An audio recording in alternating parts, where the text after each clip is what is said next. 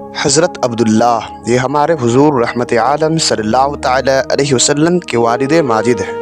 یہ عبد المطلب کے تمام بیٹوں میں سب سے زیادہ باپ کے لاڈلے اور پیارے تھے، چونکہ ان کی پیشانی میں نور محمدی اپنی پوری شان و شوکت کے ساتھ جلوہ گر تھا، اس لیے حسن و خوبی کے پیکر اور جمال صورت و کمال، سیرت کے آئینہ دار اور عفت و پارسائی میں یکتا روزگار تھے۔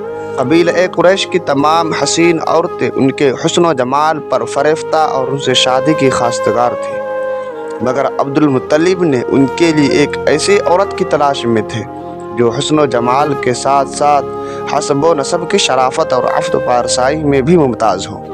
عجیب اتفاق ہے کہ ایک دن عبداللہ شکار کے لیے جنگل میں تشریف لے گئے۔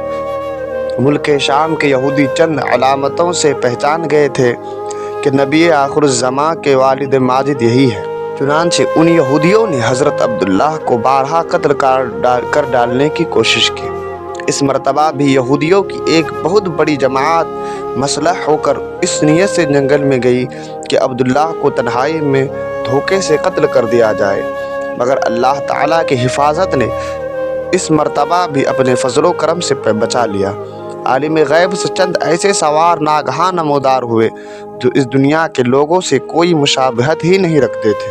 ان سواروں نے آ کر یہودیوں کو مار بھگایا اور عبداللہ کو بحفاظت ان کے مکان تک پہنچا دیا۔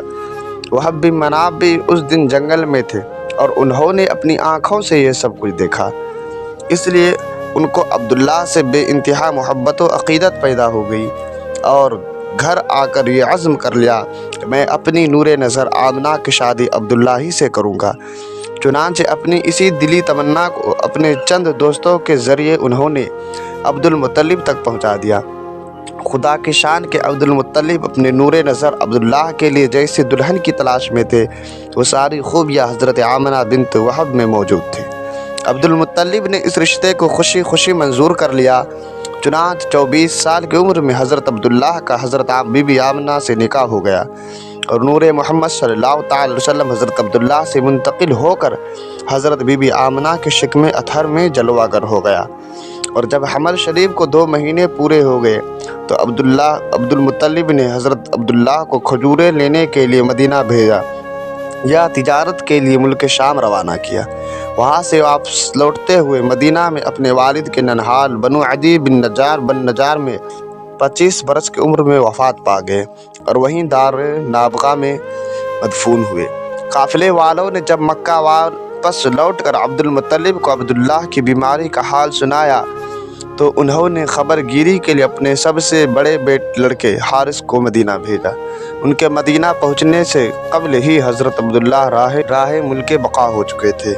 حارث نے مکہ واپس ہو کر جب وفات کی خبر سنائی تو سارا گھر ماتم کدا بن گیا اور بنو ہاشم کے ہر گھر میں ماتم برپا ہو گیا۔ خود حضرت آمنہ نے اپنے شوہر کا ایسا پردرد مرثیہ کہا کہ جس کو سن کر آج بھی دل درد سے مرجھا جاتا ہے۔ روایت ہے کہ حضرت عبداللہ کی وفات پر فرشتوں نے غمگین ہو کر بڑی حسرت کے ساتھ یہ کہا کہ الہی تیرا نبی یتیم ہو گیا۔ حضرت حق نے فرمایا کیا ہوا، میں اس کا حامی و حافظ ہوں۔ حضرت عبداللہ کا ترکہ ایک لونڈی یمن جن کا نام برقہ تھا، کچھ اونٹ کچھ بکریاں تھیں، یہ سب ترکہ حضور صلی اللہ تعالی وسلم کو ملا۔ یمن بچپن میں حضور اقدس صلی اللہ تعالی وسلم کی دیکھ بھال کرتی تھی، کھلاتے، کپڑا پہناتے، پرورش کی پوری ضروریات مہیا کرتے، اس لیے حضور اقدس صلی اللہ تعالی علیہ وسلم تمام عمر یمن کی دل جوئی فرماتے رہے۔ اپنے محبوب و متمنا غلام حضرت زید بن حارثہ سے ان کا نکاح کر دیا اور ان کے شکم سے حضرت اسامہ پیدا ہوئے۔ سبحان اللہ۔